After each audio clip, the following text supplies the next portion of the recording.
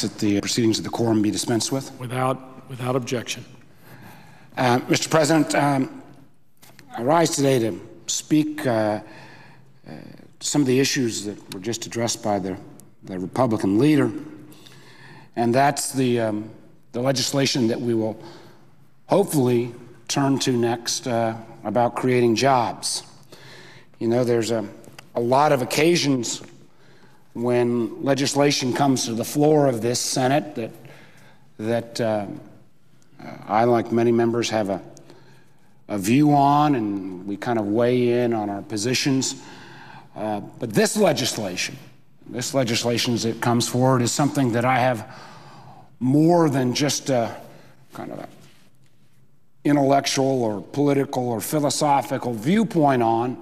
This legislation is actually involves the business that I was in for nearly 20 years. I was proud of the fact that starting in the early 80s up until the time that I was elected as governor of Virginia, I was involved originally as an angel investor and then as a venture capitalist in helping start companies across this country. Proud to have been involved as a venture capitalist in funding almost 70 companies, those companies that grew to now employ tens of thousands of Americans. Although as the presiding officer and some of the folks realize, a lot of those companies I involved with were involved in telecommunications. I was the co-founder of Nextel, although even though I can't seem to be able to turn my cell phone off at the appropriate times. But I think that background gave me some sense of what it is to find a management team, to identify find the capital, and get a company started, to allow it to grow, create jobs, create economic prosperity. This issue around capital formation, encouraging startups, encouraging entrepreneurs, is an issue that we ought to be able to come together on. I see my good friend, the senator from Kansas, who I know is going to speak in a few moments after I'm finished. And he and I have worked together on legislation called Startup America that has been endorsed by tech councils across the country, been endorsed by and builds upon the work of the Kauffman Foundation, been endorsed and builds upon the work on the President's Council on Jobs and Economic Competitiveness. This ought to be an area where we can find common ground. Some of the ideas that we're going to be discussing in this legislation are not only ideas that Senator Moran and I have worked on, but I know Senator Coons and Senator Rubio, I know Senator Toomey and Senator Schumer, I know Senator Tester, Senator Merkley, Senator Brown. The list, actually, in terms of sponsors or co-sponsors of a number of these bills, number not in the single digits, but literally in the dozens, probably in excess of 20. And for the most part, almost every one of these pieces of legislation are bipartisan. Why do we need to do this? Because if we look over the last 20 years at where the jobs have been created in America, we find that for the most part, unfortunately, the job growth from companies that are in the Fortune 1000 really have been flat, if not slightly negative. So while we applaud and support America's largest businesses, because of increased productivity, because of globalization, those are not the companies really adding jobs. And while every member of the United States Senate, when they stands up and applauds small business, and I know my colleagues on the floor support small business, traditional small businesses, the barbershop, the retailer, the hardware store, there really hasn't been much job growth amongst those companies as well. So where have the jobs come from? The jobs have come from startup businesses. The kind of businesses where an entrepreneur tries to scare up a little bit of capital and takes an idea to market.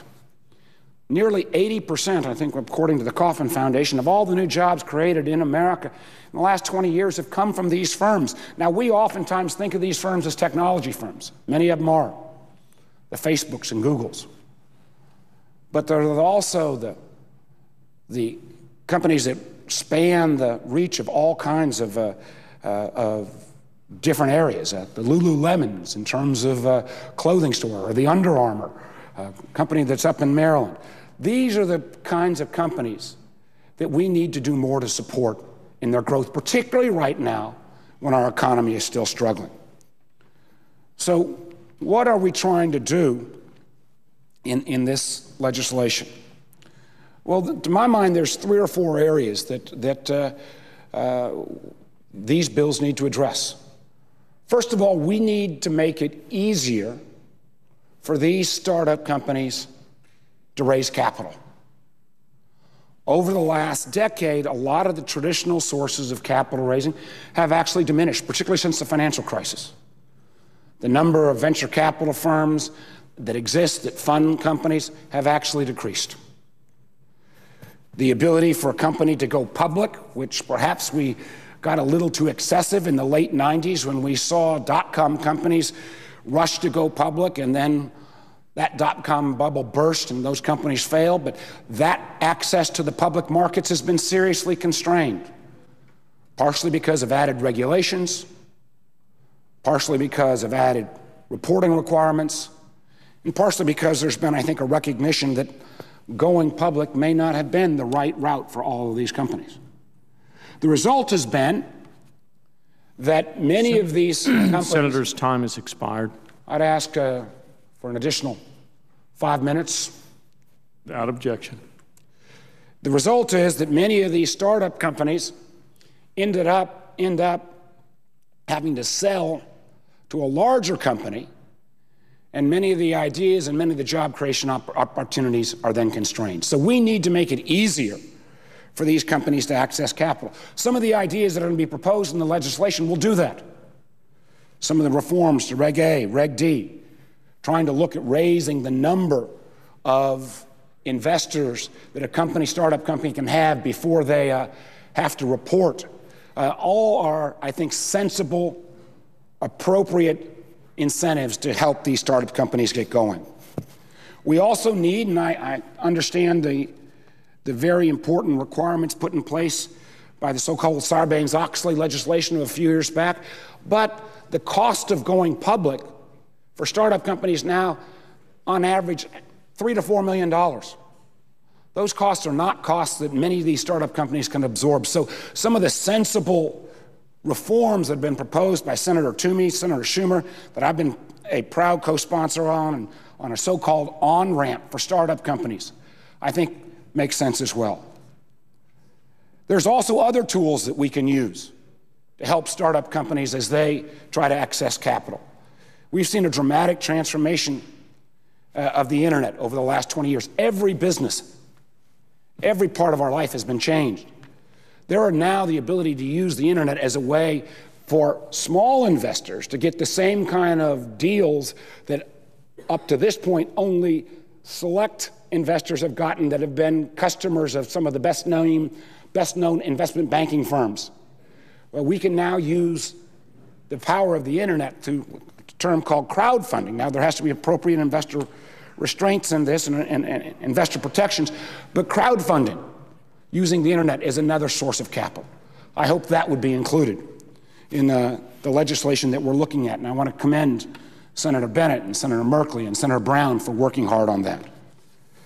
But there are other pieces of this legislation. If we are going to compete and win in this global competition for talent and ideas and have these jobs created in America, that we've got to take on. That's why I was so proud to work with Senator Moran in our startup legislation that says attracting capital is one part of making a company successful. Another part of making a company successful is winning the worldwide competition for talent. And unfortunately, time and again, what we are doing in this country is we are losing that competition for the best talent. There are literally tens of thousands of jobs that are going unfilled right now because we do not have enough American-born scientists, engineers, mathematicians with graduate degrees.